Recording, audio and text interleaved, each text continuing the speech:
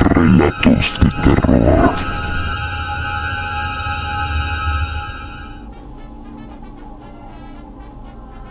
Lo llamaban Vico el Alegre, pero nadie reía. Durante los años 90 su nombre retumbaba en los murmullos de las colonias marginadas al sur de San Andrés. Decían que aparecía sin previo aviso, con su vieja camioneta azul sin placas, pintada con grafitis de colores y una lona colgante que decía: Circo Sonrisas, el show que no olvidarás. Las risas, sin embargo, nunca venían de los niños. Vico no era un payaso común. Su maquillaje parecía hecho con pintura de pared. Tenía una peluca grasosa, los dientes amarillos y una nariz roja con manchas que parecían secas, como costras. Nadie sabía su nombre real. Siempre actuaba en barrios pobres, donde las cámaras no llegan, donde las autoridades solo aparecen cuando ya es tarde. Montaba su espectáculo en terrenos baldíos o bajo puentes, donde el eco distorsionaba su voz y la hacía sonar doble, como si hablara alguien más con él. Los niños iban por curiosidad y los padres, ocupados o rotos, lo agradecían. Era un respiro barato en medio del caos. Él los hacía jugar juegos raros, como el escondite eterno o sonríe para siempre, en los que elegía a un niño al azar, lo sacaba del grupo y lo llevaba a la parte trasera de la carpa, tras una cortina roja. Decía que era para una foto especial, que lo convertiría en protagonista del show. Ninguno regresaba con una imagen. Hubo quienes comenzaron a sospechar. En especial, una mujer que notó algo extraño en su hija. Había regresado callada, con la mirada clavada al suelo y un fuerte olor a desinfectante en la ropa. La llevó al médico, pero la niña no decía nada, solo repetía que olía a carne mojada, y que Vico le había pedido que sonriera aunque no tuviera ganas. 3 días después, la niña desapareció del patio de su casa, sin forzar cerraduras, sin rastro alguno. En la barda dejaron un globo inflado con lo que parecía ser sangre dentro, dibujada con plumón negro, una carita feliz. La policía no encontró pistas. Dijeron que tal vez se había escapado, pero semanas más tarde otra niña también desapareció, y luego un niño, todos con el mismo patrón. Habían ido al circo de Vico. El problema es que él siempre desaparecía antes de que alguien pudiera atraparlo. Solo quedaban los globos. Solo quedaba la risa grabada. Nadie sabía que Vico vivía dentro de su camioneta. Nadie sabía que, tras las lonas y los focos apagados, colgaban fotos viejas de niños desconocidos, pegadas con cinta a las paredes, con tachaduras en los ojos y sonrisas ampliadas con marcador. Algunas estaban rotas, algunas tenían restos de cabello real. Fue en la colonia Las Flores donde todo se volvió más denso. Una pareja encontró una caja de madera podrida enterrada en el lote baldío donde, una semana antes, Vico había montado su carpa. Pensaron que era basura. Al abrirla, casi vomitan. Dentro había fotografías, pero no cualquier tipo de fotos. Eran retratos de niños, todos en blanco y negro, todos sonriendo, todos con los ojos arrancados. Las fotos estaban numeradas con tinta roja, escritas a mano, como si alguien las hubiera archivado. La última tenía el número 13. En ella aparecía un niño con un globo negro amarrado a la muñeca, sonriendo con la cabeza ligeramente inclinada. En el fondo, borroso, se veía algo que parecía una pared de carne. No pudieron explicar lo que vieron. La entregaron a la policía, pero esa noche la caja desapareció del escritorio del investigador a cargo. El oficial fue encontrado dormido en su patrulla, con restos de maquillaje en las manos y una nota en el pecho que decía: "A veces el payaso solo quiere jugar". Los rumores crecían.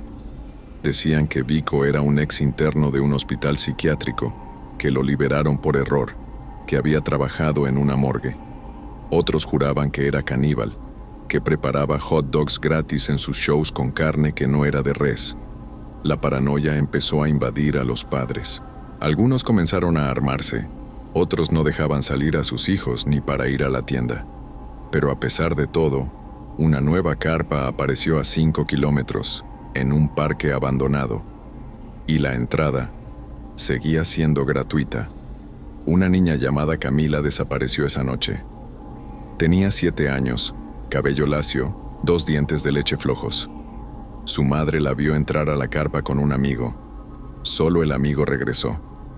Nadie le creyó cuando dijo que Camila había sido elegida para la foto y que Vico la había llevado al cuarto rojo donde había luces muy fuertes y un olor a carne podrida.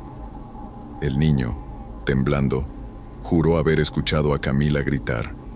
Dijo que trató de seguirla, pero una mano grande con uñas largas lo sujetó del cuello y lo arrojó fuera de la carpa. Cuando volteó, ya no había nada. Las autoridades llegaron al amanecer. No había ni carpa, ni camioneta, ni rastro.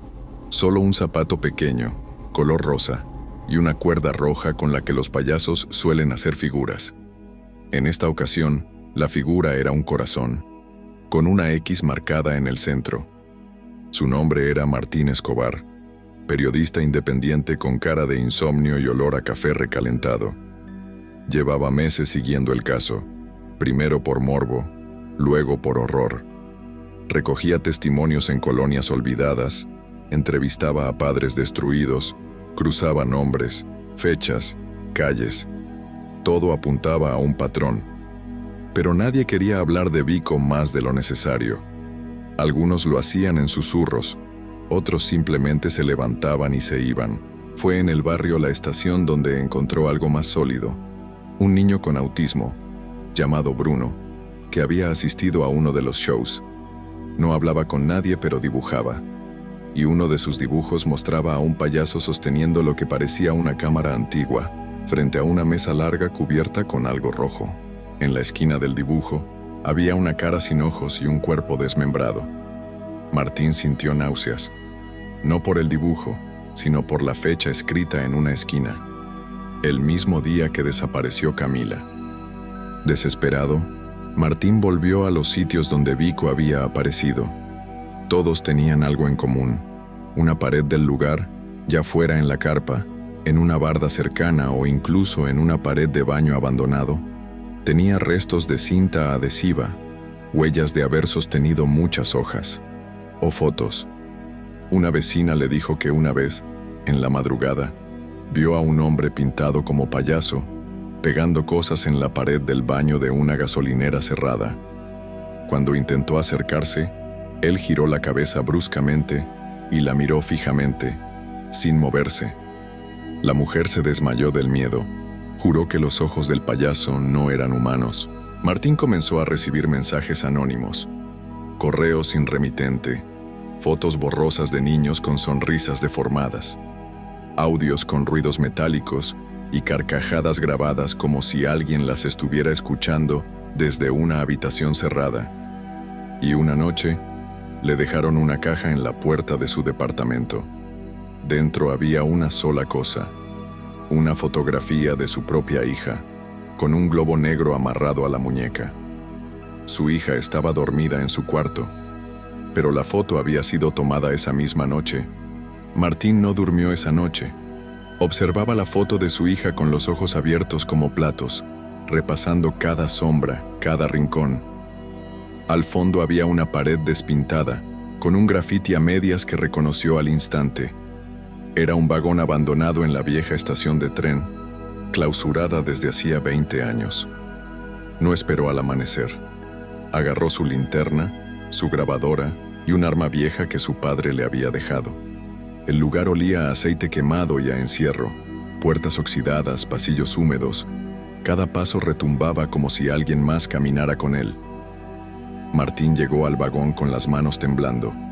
Dentro encontró lo imposible: la carpa de Vico, montada entre rieles podridos, iluminada por focos rojos conectados a una planta portátil. No había risas grabadas esta vez, solo silencio.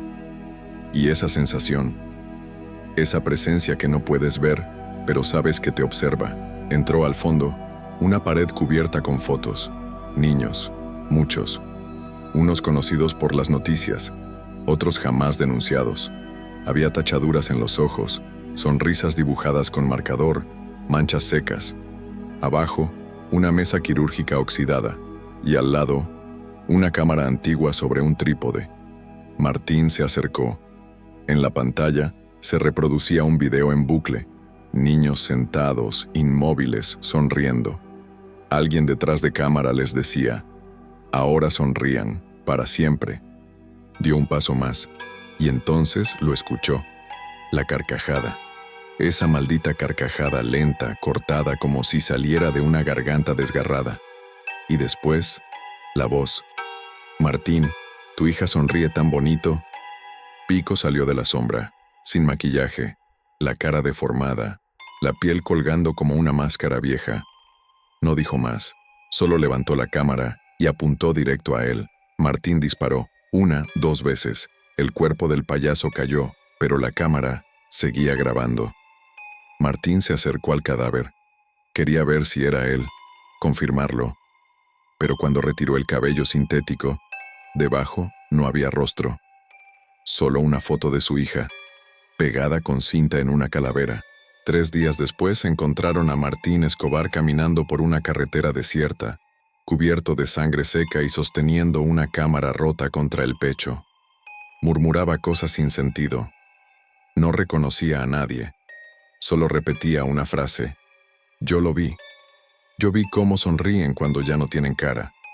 Fue internado en un hospital psiquiátrico bajo vigilancia. No por su seguridad, por la de los demás. El vagón fue revisado por las autoridades. No hallaron carpa, ni fotos, ni cuerpo. Solo tierra removida y manchas recientes, como si algo hubiese sido arrastrado. En la tierra, semienterrada, había una nota escrita con marcador rojo. La felicidad es eterna cuando nadie más puede verla. La prensa lo llamó un montaje. Las familias, una pesadilla. Nadie creyó a Martín. Nadie, excepto los padres de los desaparecidos. Ellos sabían. Ellos reconocieron el olor cuando abrieron la caja negra que llegó a sus casas semanas después, sin remitente, sin explicación. Dentro, una USB, y dentro de ella, solo un archivo de video llamado Smile Mov. Duraba exactamente 13 segundos. Comenzaba con una melodía infantil distorsionada. Luego, uno a uno, los rostros de los niños perdidos aparecían, congelados, todos con una sonrisa amplia, demasiado amplia, como si alguien les hubiera estirado los labios con hilo de pescar. Los ojos estaban vacíos. En el último segundo, aparecía una figura al fondo, Vico, sin rostro, sosteniendo una cámara, y detrás de él, una pared nueva, llena de espacios en blanco, como si faltaran más fotos. La policía clausuró el caso. Nadie más quiso hablar. Martín dejó de hablar por completo. Pero cada 28 de octubre, en distintos puntos del país, aparece una carpa, sin permiso, sin luces, solo una lona sucia, y en la entrada, un globo negro, con una carita feliz, dibujada a mano, con lo que parece ser sangre.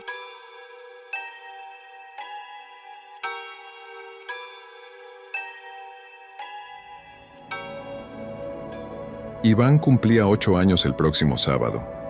No era un niño popular ni especialmente alegre, pero desde hacía semanas tenía una emoción contenida que su madre notaba en pequeños detalles. La forma en que doblaba su ropa, los dibujos en su cuaderno, las miradas largas por la ventana. Vivían en una casa vieja con paredes delgadas y un portón oxidado que crujía incluso sin viento. Desde que el padre de Iván se fue sin explicación, las celebraciones habían dejado de tener sentido. Pero esta vez era diferente. Esta vez él había pedido algo. Un payaso. La madre lo encontró raro.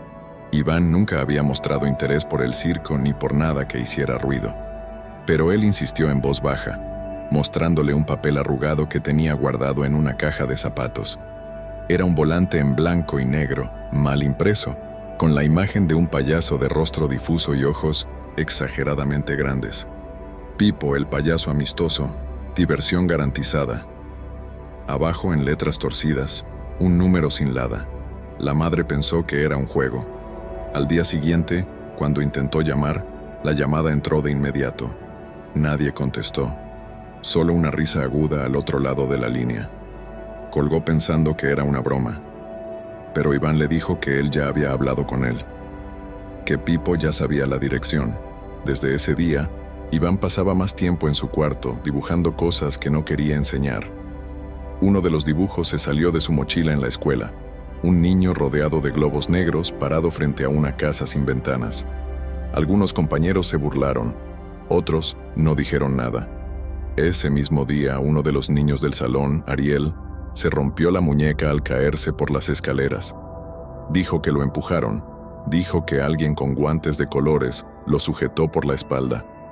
Pero nadie más vio nada. Las noches comenzaron a tornarse extrañas. Iván decía que escuchaba pasos en el techo, que alguien respiraba bajo su cama, que no debía abrir la puerta si escuchaba el timbre antes del amanecer. Su madre intentó consolarlo, pensando que era ansiedad.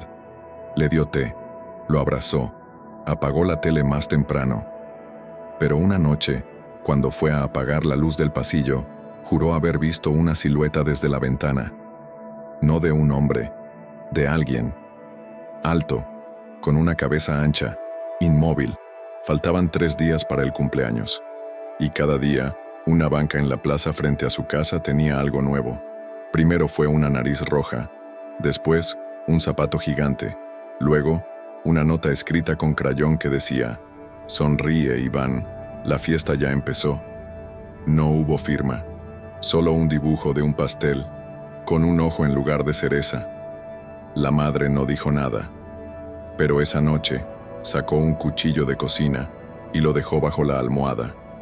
Iván solo sonrió y susurró para sí: «Pipo ya está cerca». El sábado llegó envuelto en un cielo gris que prometía lluvia pero no cumplía. Iván se levantó más temprano que nunca. Su madre ya estaba en la cocina, preparando gelatina de colores, mientras los globos colgaban de los marcos de las puertas como órganos inflados. Los pocos niños invitados comenzaron a llegar pasadas las 3. Algunos eran vecinos, otros apenas conocidos de la escuela. Iván los saludó con cortesía, pero apenas les dedicaba la mirada. Estaba pendiente de otra cosa. A las 4 en punto sonó el timbre. La madre fue a abrir la puerta, sin imaginar que la verdadera fiesta estaba a punto de comenzar. En la entrada había un hombre alto, vestido con un traje ridículo de colores deslavados y un sombrero torcido. El maquillaje en su rostro parecía aplicado con los dedos, blanco sucio, labios rojos disparejos y 2 círculos negros en los ojos que se fundían con las ojeras. Sostenía un maletín con calcomanías viejas. No saludó, solo inclinó la cabeza y entró sin esperar invitación. Iván sonrió como nunca antes. Corrió hacia él y lo abrazó con fuerza. Los otros niños se miraron incómodos. El payaso no respondió al gesto, solo alzó lentamente los brazos y los dejó caer sobre los hombros del niño. La madre fingió una sonrisa. Pensó que era parte del acto. Pensó muchas cosas ese día que no se atrevió a decir en voz alta. Como que el payaso olía a madera vieja, como que no parpadeaba, como que en lugar de zapatos usaba lo que parecían ser 2 piezas de goma negra, manchadas de algo que no era pintura. Pipo no hizo globoflexia, no contó chistes, no bailó. Sacó de su maletín un espejo redondo y se lo puso frente a cada niño, uno por uno. Les pedía que se miraran, y después anotaba algo en una libreta con la punta de un crayón roto. Cuando le tocó a Ariel, el niño que se había caído días atrás, se negó a mirarse.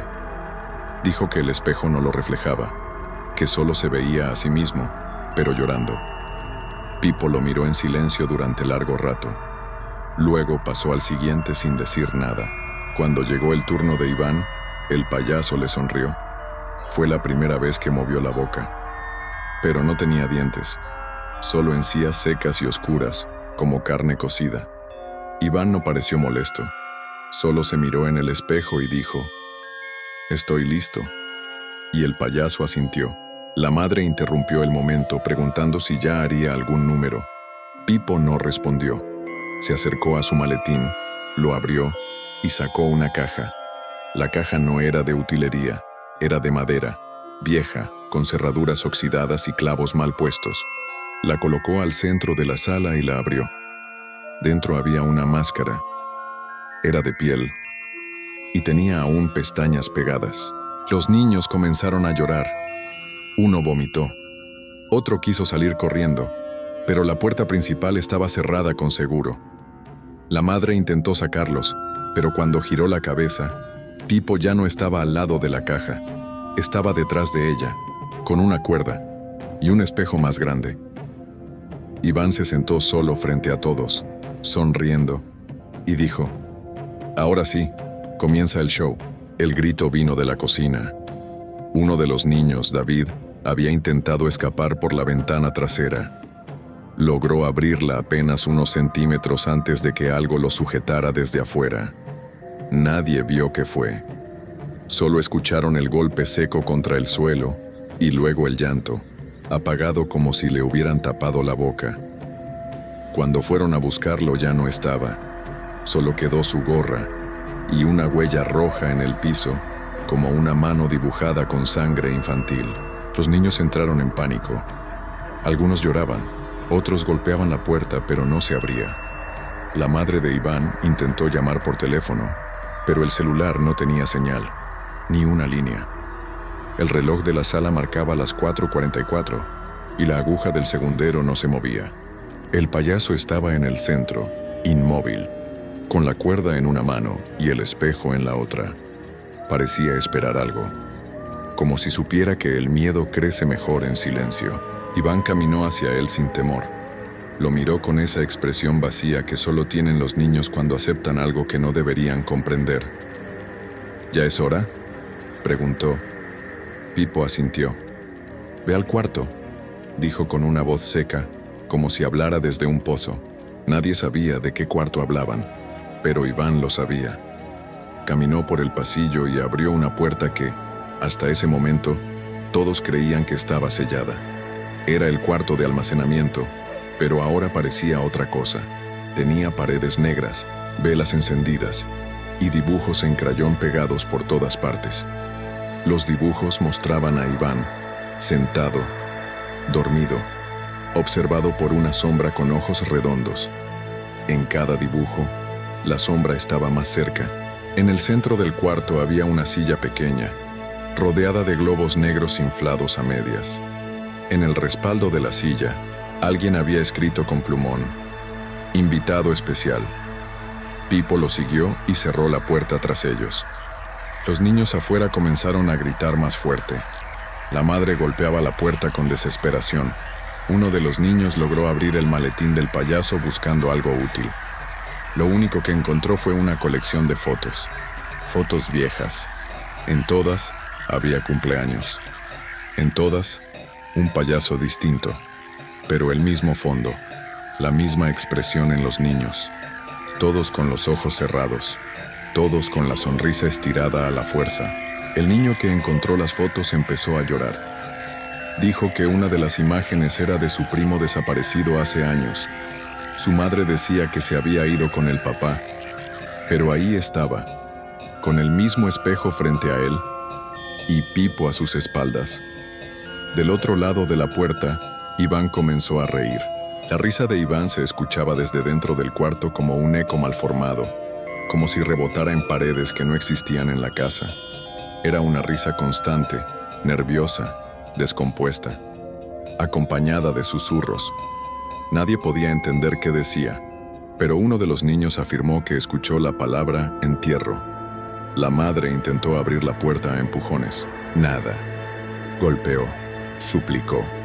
Pero del otro lado, el payaso murmuraba un canto sin melodía. Un sonido como el de un ventilador viejo, mezclado con aliento humano. Entonces, sin previo aviso, la puerta del cuarto se abrió sola. Y el cuarto ya no estaba. No había sillas, ni crayones, ni globos. Solo una habitación vacía, con el piso cubierto de agua sucia. Iván estaba sentado en una esquina, mojado hasta las rodillas, con la cabeza baja y la cara tapada con ambas manos. El payaso estaba detrás de él, parado sobre lo que parecía ser una especie de trampa de madera clavada al suelo. No había luces, no había sombras, pero todos sintieron que alguien más estaba mirando desde algún rincón imposible. Iván, susurró la madre. Él alzó la mirada, sonreía, pero su sonrisa era otra, demasiado amplia, demasiado tensa, como si no le perteneciera. Ya me eligió, dijo el niño. Los niños restantes comenzaron a llorar, a gritar, a correr por los pasillos buscando ventanas, salidas, algo.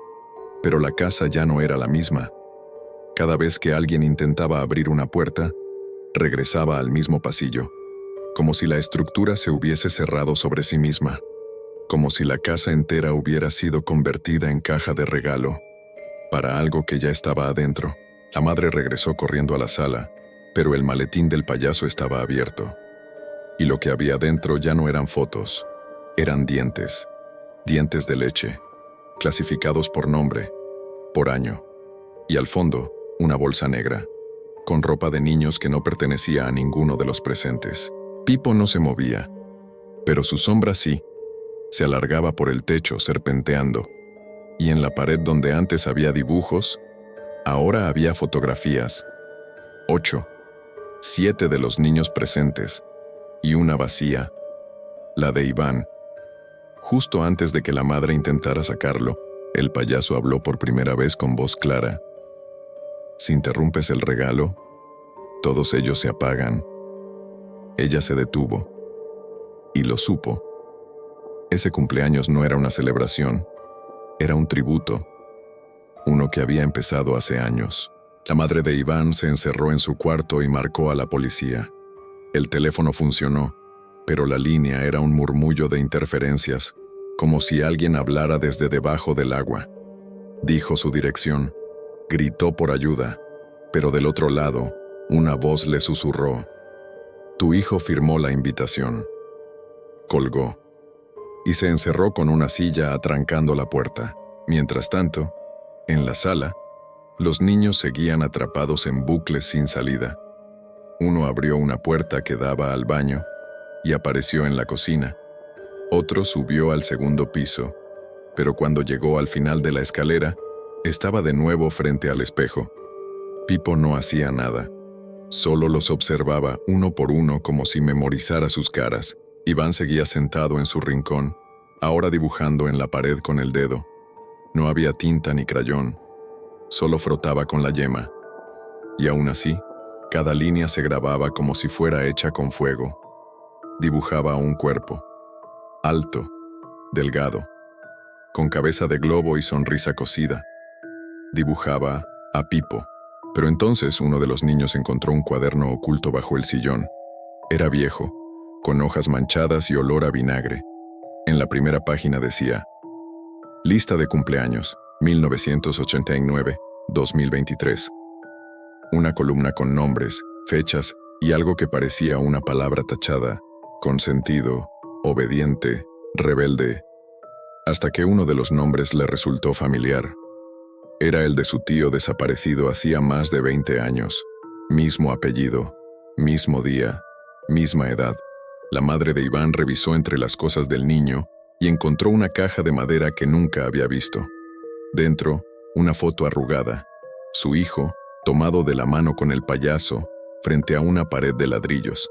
En la esquina, con marcador negro, estaba escrito: «Gracias por continuar la tradición». Las piernas le fallaron. Se arrastró al suelo. No entendía, pero algo más estaba ahí. Una carta escrita con caligrafía infantil. «Querido Pipo, este año quiero que la fiesta sea mía. Ya vi lo que hiciste con los otros. Ya sé cómo se juega. No se preocupe, ya invité a todos. Iván». En ese momento, el niño dejó de dibujar y dijo con voz baja: «Faltas tú, mamá». La madre de Iván irrumpió en la sala con los ojos desorbitados y el cuchillo de cocina en la mano. Nadie supo cómo logró abrir la puerta, pero algo había cambiado.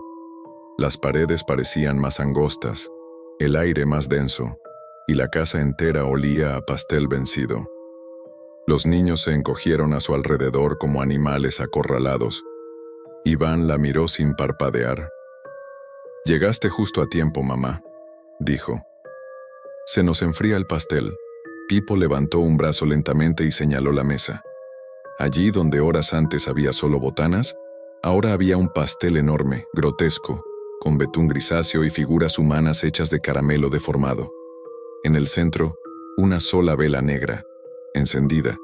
La llama no se movía, no parpadeaba, era como un ojo abierto. ¿Qué demonios es esto?, gritó la madre temblando. Pero Pipo no respondió. Solo se giró hacia ella y le ofreció un gorro de fiesta, manchado de algo que goteaba. Uno de los niños se desmayó, otro comenzó a hablar solo, y el resto se sentó a la mesa. Iván los miró con ternura. «Mamá, hay reglas.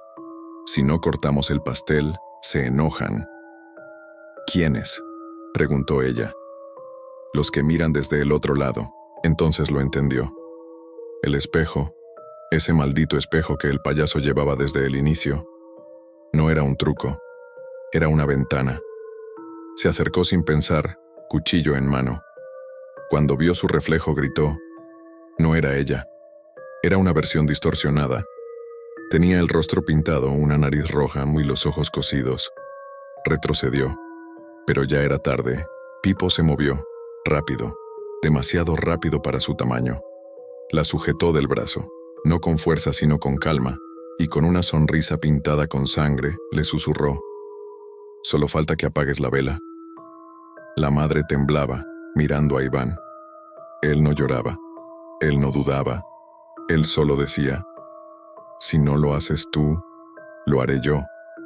Ella se acercó lentamente al pastel, sintiendo que cada paso era una traición. Sabía que apagar la vela no era un deseo, era un contrato, y cuando lo hizo, la luz de la casa se apagó, y los globos explotaron uno por uno. En su oído, alguien sopló muy cerca. «Gracias por participar». El silencio posterior fue antinatural. No había llanto, ni suspiros, ni siquiera los crujidos de la madera vieja. Era como si la casa entera se hubiera metido en una fotografía, congelada, muda, con todos atrapados dentro de un instante que no quería terminar. La madre de Iván miró sus manos. Temblaban, olían a betún, pero también a óxido, a humedad antigua, a algo que no debía estar en este plano. Los niños estaban quietos, sentados a la mesa, mirando hacia el espejo como hipnotizados. El reflejo no los mostraba a ellos, sino versiones distintas, con ropa vieja, ojos vacíos y piel pálida, como si los estuvieran viendo desde otra época, o desde después de la muerte. Iván no parpadeaba. «¿Ya están contentos?», dijo con voz de sueño. «Pipo lo hizo bien esta vez». Pipo caminó lentamente hacia el espejo cargando el maletín con ambas manos. Al llegar, lo abrió y sacó un marco, un portarretratos vacío y luego una cámara. Pero no era moderna, era vieja, de esas que hacen un clic fuerte y sacan una fotografía instantánea. La apuntó a Iván y disparó. La imagen salió segundos después. Iván, frente al pastel, con la vela apagada y una sonrisa que no era la suya. Detrás, figuras borrosas. Decenas, tal vez cientos, observando. El payaso colocó la foto dentro del marco y luego la colgó en la pared, donde ya había otras, cientos, todas iguales, todas de niños distintos, distintas casas, distintas épocas, la misma expresión. Iván se levantó lentamente. Ya no era un niño, no del todo. Caminó hacia su madre y le susurró al oído. «Te lo dije, quería que fuera mi fiesta». Y fue perfecta. Entonces Pipo le entregó la cámara, y el niño la sostuvo como si ya supiera usarla. Se giró hacia los niños sentados, que no se movían, y les dijo, «Ahora es su turno de sonreír». La madre intentó detenerlo. Gritó su nombre, lloró, pero cuando parpadeó, ya no estaba en su casa. Estaba sentada en una banca de parque, al lado de un poste con un volante pegado.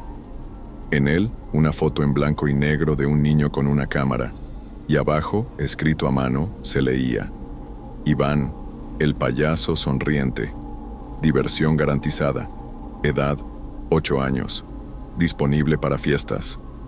Los días siguientes fueron confusos. La casa apareció vacía. No había decoración, ni niños, ni rastros de comida. La policía halló la puerta entreabierta, el pastel seco sobre la mesa y el aire denso, cargado con ese olor agrio que solo deja el miedo antiguo. En el refrigerador, una sola vela negra intacta con una etiqueta: guardar para el próximo año. Los padres de los niños denunciaron la desaparición, pero ninguno de los menores tenía registro escolar. Sus fotos desaparecieron de los marcos. Sus mochilas estaban vacías, como si nunca hubieran existido. Solo Iván tenía historial, pero su acta de nacimiento estaba tachada, como si alguien la hubiera invalidado. Una cámara de seguridad de la colonia captó el momento en que una figura alta y encorvada se alejaba de la casa cargando un maletín. A su lado, un niño caminaba en silencio, con una cámara colgando del cuello.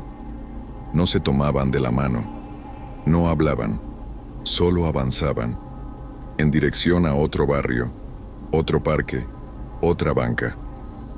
Pasaron los meses, en otra ciudad, en otro país. Una madre celebraba el cumpleaños de su hija.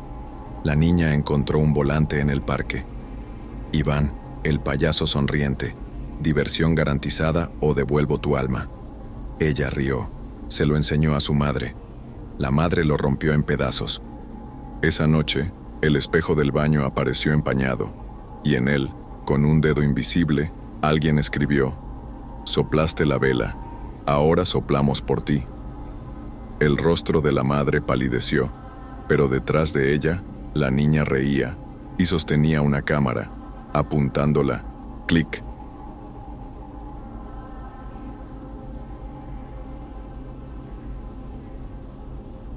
Nadie supo cuándo comenzó, solo que desde hacía 2 años, los cumpleaños en la zona norte de la ciudad empezaron a repetirse con un patrón extraño. Siempre aparecía el mismo grupo de animadores, con trajes de payaso bien cuidados, rostros pintados con perfección quirúrgica, voces agudas y risas grabadas. Se hacían llamar los risueños. Llegaban sin ser contratados, diciendo que alguien ya había pagado por el show. Los padres, confundidos pero complacidos por el gesto, dejaban que actuaran. Lo hacían bien. Globos, marionetas, trucos, pasteles, juegos, pero todo duraba lo mismo. 45 minutos exactos. Y al final, hacían una dinámica llamada el paseo del protagonista, donde elegían a un niño al azar, lo vestían con una capa y lo llevaban detrás del escenario portátil que montaban. Decían que era para una foto especial. Nadie más podía acompañarlo. Cuando regresaban, los niños estaban callados. Algunos lloraban, otros solo reían con una sonrisa que no llegaba a los ojos. Al día siguiente, la mayoría de las familias intentaba contactar al grupo para contratarlo de nuevo, pero el número ya no existía, y a la semana, el niño desaparecía. Las autoridades trataban los casos como fugas: niños inestables, ambiente familiar complejo, posible huida. Pero todos, absolutamente todos, habían tenido una fiesta con payasos semanas antes. Todos habían pasado por el paseo del protagonista. Una periodista local, Clara Luján, fue la primera en notarlo. Lo escribió en su libreta de reportes como coincidencia, hasta que llegó a la fiesta número 11. Allí, ella misma presenció el show, y cuando se acercó al escenario, uno de los payasos la detuvo con una sonrisa que se borró al instante. «Aquí no, señora», dijo con voz gruesa, sin disfrazar. «Las fotos no son para ustedes». Esa noche, Clara empezó a investigar, y una semana después, su sobrina desapareció también. Clara no fue a la policía. Ya no confiaba en ellos. 3 agentes distintos se habían burlado de sus sospechas. Uno incluso le dijo: «Tal vez tu sobrina sí quería irse». Eso bastó para decidir que, si alguien iba a encontrarla, sería ella. Empezó revisando fotos antiguas, grabaciones de fiestas, publicaciones en redes sociales. En todas había algo fuera de lugar. Un globo rojo más grande que los demás, escondido al fondo. Un payaso que no miraba a la cámara, una mano que no era de un niño. A la tercera noche sin dormir, Clara descubrió un patrón.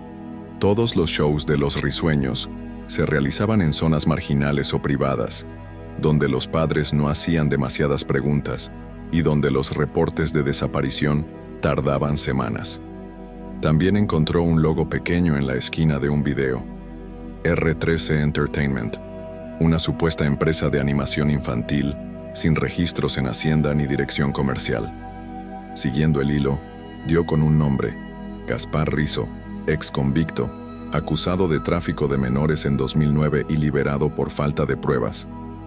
Su historial estaba limpio, pero tenía relación con al menos 5 fiestas registradas.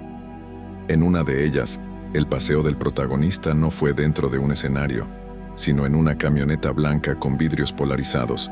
El niño nunca volvió. Su madre se quitó la vida 3 meses después. Clara localizó a Gaspar. Lo encontró en un local abandonado que antes funcionaba como salón de fiestas. Se hizo pasar por una clienta interesada. Él sonrió con la calma de quien cree que todo está bajo control.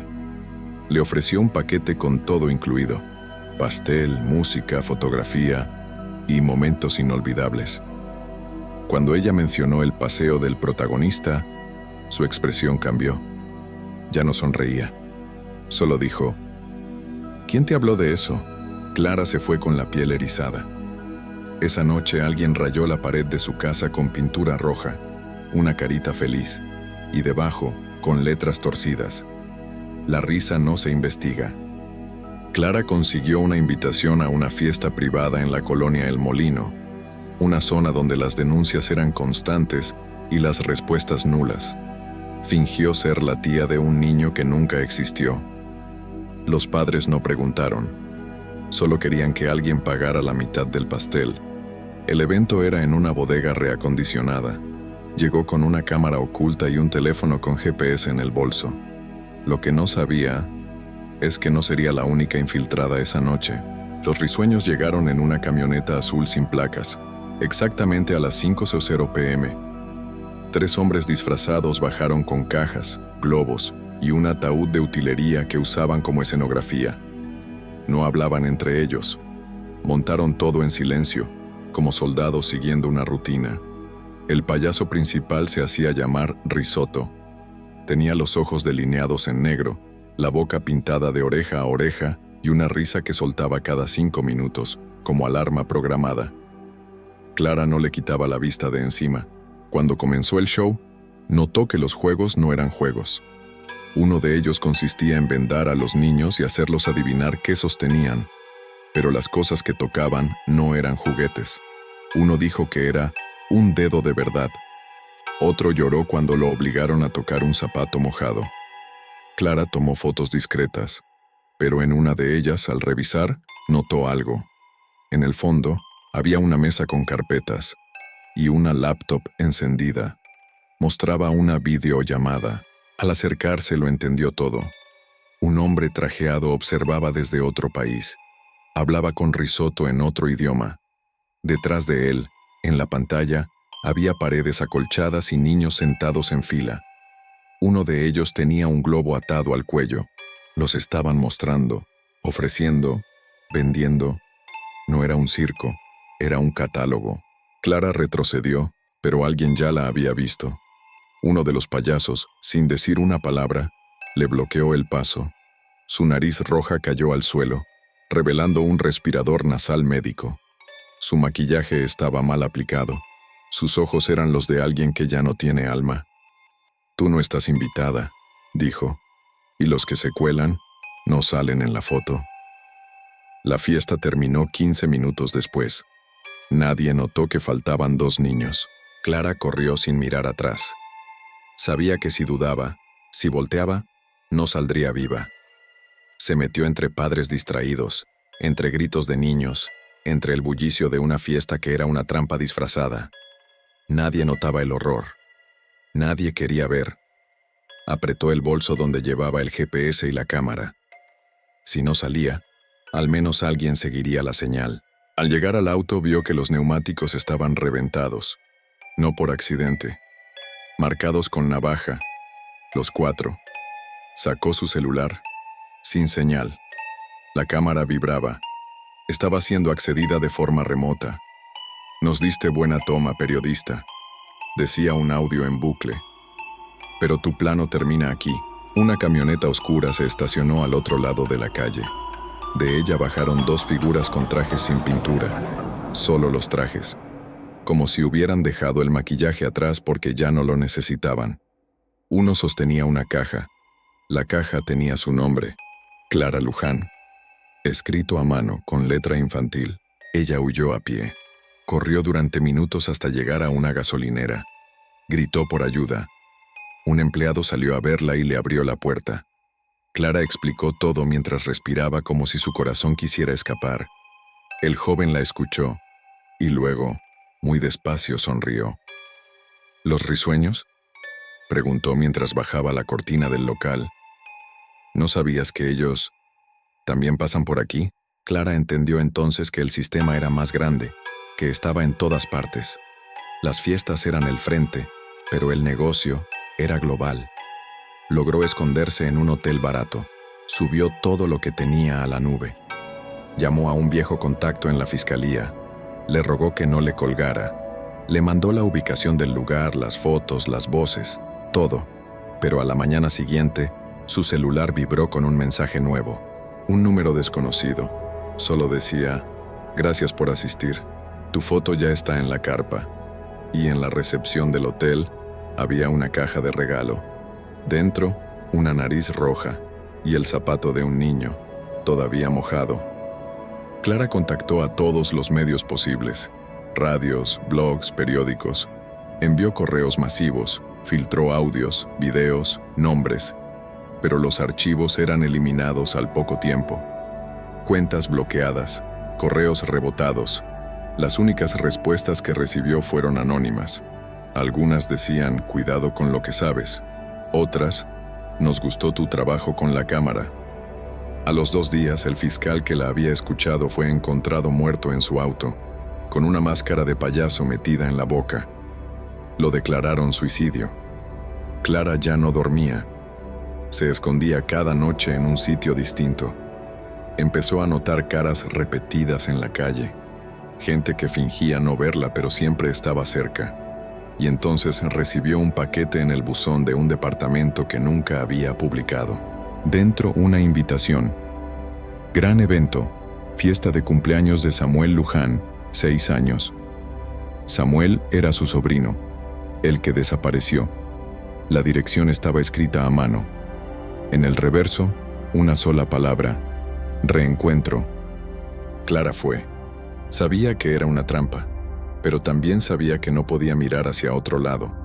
El lugar era un predio baldío, decorado con carpas multicolores, rodeado de autos sin placas. No había niños, solo adultos, todos disfrazados, todos con las caras pintadas de forma exagerada, como si se burlaran de la humanidad misma.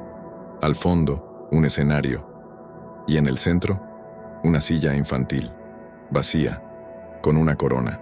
Clara avanzó temblando. Nadie la detenía, nadie la atacaba, solo la miraban, con sonrisas congeladas, como si ya supieran cómo iba a terminar. En el escenario, un micrófono encendido. Clara lo tomó y gritó. Contó todo, cada fiesta, cada niño, cada nombre, cada crimen. Su voz temblaba, pero no cayó, que al terminar, uno de los payasos se acercó. Llevaba un sobre. Gracias por el número final, dijo con voz nasal. Fue un gran cierre para esta temporada. Clara abrió el sobre. Era una fotografía. Ella, en el escenario, con la misma ropa, tomada desde arriba, desde un ángulo imposible. Y en la esquina inferior de la imagen, una fecha, de mañana. Clara no volvió a casa, no porque no quisiera, sino porque ya no existía. Su departamento había sido vaciado, su nombre borrado del buzón, sus documentos anulados. Ya no tenía rastro legal, como si alguien hubiera desatado un borrador sobre su vida. Y en cierto modo, lo hicieron. Durante días vagó buscando algo, cualquier cosa, hasta que encontró a una exanimadora que le confirmó lo impensable. Los risueños no eran un grupo aislado. Eran una red, una mafia de entretenimiento oscuro que vendía niños por encargo, no por capricho, sino por industria. Los clientes eran hombres trajeados. Los catálogos, las fiestas, los pedidos, los globos, un globo rojo, entrega inmediata, un globo negro, niño para uso especial. Los desaparecidos eran llevados a casas fuera del país, a clínicas privadas, a sótanos insonorizados donde eran formateados como si fueran productos. Les borraban el idioma, les quitaban el nombre y les enseñaban a sonreír. Siempre. Pasara lo que pasara. Clara lloró por horas, pero no tenía tiempo. Una de las direcciones filtradas coincidía con una de las últimas fiestas. Fue hasta allá, cámara en mano, lista para grabar lo que fuera. Pero lo que encontró no era un lugar, era una subasta. Tras bambalinas, niños encerrados en cajas de acrílico, sedados, envueltos en cintas de colores. Una pantalla mostraba sus edades, sus características, sus posibles funciones. Y en la fila 5, Samuel, con una etiqueta en el cuello. Reformado, sonrisa permanente. Clara rompió el cristal, lo cargó en brazos, gritó, corrió, dispararon. No supo cómo salió, solo supo que no volvió a mirar atrás. 2 semanas después, un cuerpo fue hallado en un río. Tenía ropa infantil, pero el cuerpo era de mujer, sin uñas, sin lengua, con una nariz roja atada con alambre. Samuel fue ingresado a un hospital. No hablaba, no parpadeaba, solo sonreía, día y noche, sin razón. Clara nunca fue encontrada, pero en algunos cumpleaños, en barrios olvidados, ciertos niños aseguran que una mujer se les aparece entre los globos, les susurra al oído y les deja una advertencia. Si llega un payaso sin que lo invites, no sonrías, corre y no mires atrás.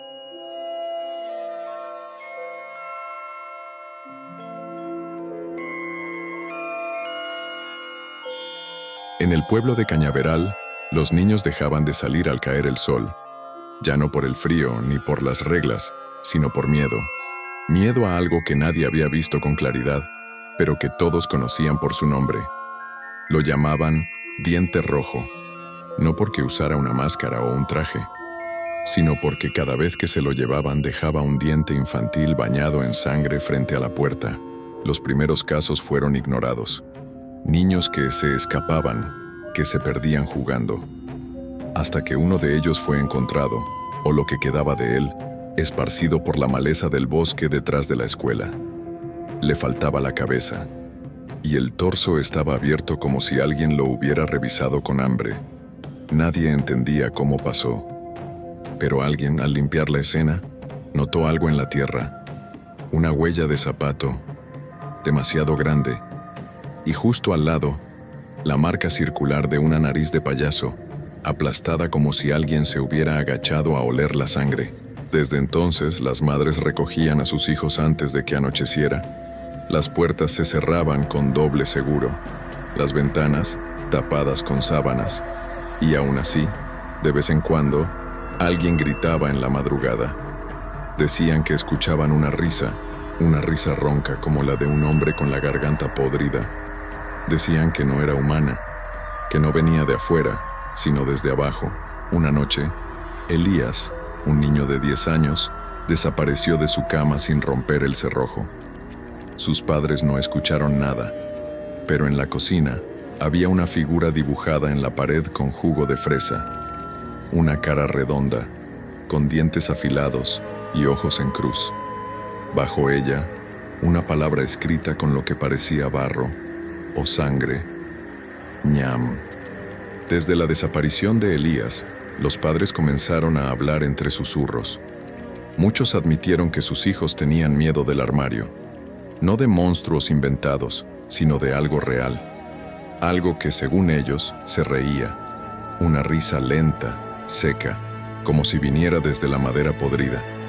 Uno de los niños dijo que cuando cerraba los ojos, escuchaba pasos suaves entrando a su cuarto y la voz de alguien que decía: «No hagas ruido, que si te duermes lento, sabe mejor». La escuela ya no era la misma. Muchos asientos vacíos, muchos ojos cansados. Una maestra, doña Berta, comenzó a investigar por su cuenta. Encontró una coincidencia espeluznante. Todos los niños desaparecidos habían reportado pesadillas los días previos. Pesadillas con un payaso de rostro derretido, con dientes demasiado largos y una lengua que colgaba hasta el pecho. Algunos lo llamaban por nombre, otros simplemente decían: «El que huele mis sueños». Una noche, el pequeño Mateo le dijo a su madre que Diente Rojo estaba bajo su cama, que lo había olido, que sabía su nombre completo. La madre revisó, por supuesto, sin encontrar nada, pero al salir del cuarto, notó que la muñeca de trapo de su hijo ya no tenía ojos, y en el suelo había una marca de zapato húmeda. En el talón, una palabra grabada con fuego: ñam. Mateo desapareció al tercer día. Su cama seguía tendida, sus cobijas intactas, pero en la almohada, un solo diente, recién arrancado. Fue Julián, el hermano mayor de Elías, quien decidió buscar respuestas. Tenía 15 años, y desde la noche en que su hermano desapareció, dejó de dormir. No por insomnio, sino por culpa. Él estaba en la habitación contigua. Él no escuchó nada. Pero una noche, al revisar el cuarto de Elías, encontró algo extraño. Un dibujo detrás del mueble. Uno que no estaba ahí antes. Era un payaso, agachado, metiéndose bajo una cama. Tenía un gorro caído y la boca chorreando algo negro. Abajo, con letra infantil, decía: «Me dijo que me iba a enseñar un juego». Julián no le dijo nada a su madre. Guardó el dibujo, cargó una linterna y salió de casa. Fue al bosque, donde habían hallado restos de un niño semanas atrás.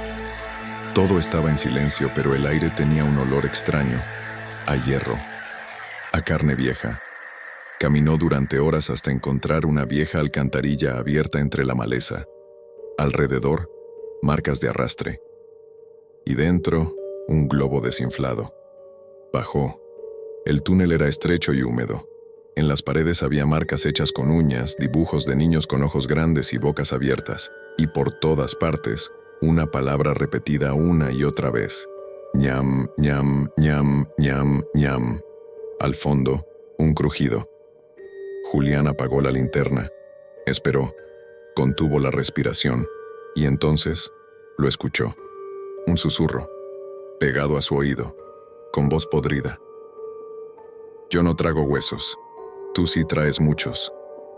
Corrió sin mirar atrás, pero al salir, notó que su zapato derecho ya no estaba, y en la planta del pie tenía dibujado un diente rojo. A las 2:14 a.m., exactamente 3 semanas después de su desaparición, Elías apareció en la puerta de su casa, solo, descalzo, cubierto de tierra. Sus ojos estaban abiertos, pero no parpadeaban. Su madre gritó al verlo, lo abrazó entre lágrimas, pero Elías no reaccionaba. Solo murmuraba en voz baja una palabra que nadie entendía, una y otra vez: ñam, ñam, ñam. El hospital no supo explicar nada. Sin señales de violencia, sin huellas de droga, sin trauma físico visible. Pero Elías no comía, no hablaba, no lloraba. Solo se sentaba frente al armario y lo miraba durante horas, con una leve sonrisa. Por las noches, los vecinos decían escuchar una voz saliendo de su cuarto. Una voz aguda, como carcajada sostenida. Pero Elías no tenía fuerza en la garganta. Y una mañana, su madre lo encontró debajo de la cama, durmiendo boca abajo, con algo en la mano. Era un diente. No era suyo. Julián lo miraba desde lejos, aterrado, no por lo que Elías hacía, sino por lo que había en sus ojos. No había miedo, había obediencia, como si hubiera aprendido algo allá abajo, como si lo hubieran domado. Esa misma noche, Julián revisó el dibujo que había guardado. Ahora tenía un nuevo trazo, una figura más alta, detrás del payaso, con brazos largos, sin cara, sosteniendo hilos como un titiritero, y en la parte inferior escrito con sangre seca: él me enseñó a mirar con el estómago. Esa noche Julián tomó la decisión. No podía seguir ignorándolo. No podía ver a su hermano convertido en estatua viva, en recipiente de algo que no debía existir. Entró al cuarto con una cuerda, una navaja y la linterna que ya no quería usar. Elías estaba en posición fetal debajo de la cama. Reía bajito, murmuraba cosas incomprensibles. Pero entre las palabras, Julián entendió una frase. Hoy viene a buscar otro. Tiene hambre de alguien con miedo nuevo. Entonces el armario crujió. Se abrió solo, como si alguien respirara desde adentro. No había nada visible, solo un espacio oscuro que parecía más profundo que antes. Julián apuntó con la linterna y lo vio. Una cara blanca, una sonrisa roja y una fila de dientes que no encajaban en una boca humana. Diente Rojo salió arrastrándose, con movimientos que imitaban a los de un niño jugando. Pero su cuerpo era largo, demasiado largo. Al pasar por la luz, Julián vio que no tenía ojos, solo dos cuencas negras, hundidas, que brillaban como charcos de petróleo. En sus manos colgaban pulseras infantiles, decenas. Julián no corrió. Clavó la navaja en el brazo de su hermano, despertándolo del trance, y gritó con toda su fuerza. La criatura se detuvo. Por primera vez, dudó. «No los vas a llevar», dijo Julián. «Ya no». El cuarto tembló. El armario comenzó a cerrarse, pero Elías lo empujó con fuerza mientras sangraba. Julián arrojó la cuerda, la colgó de la lámpara y gritó un nombre, no el de Elías, sino uno que escuchó en su pesadilla. Gronchak. La criatura chilló, como si le hubieran rasgado el alma, y desapareció. Esa noche no murió nadie, pero al amanecer, un diente apareció en la plaza del pueblo, clavado en un pastel de cumpleaños, sin fiesta, sin globos, solo una nota. No importa cuántos griten, siempre habrá más bocas con miedo.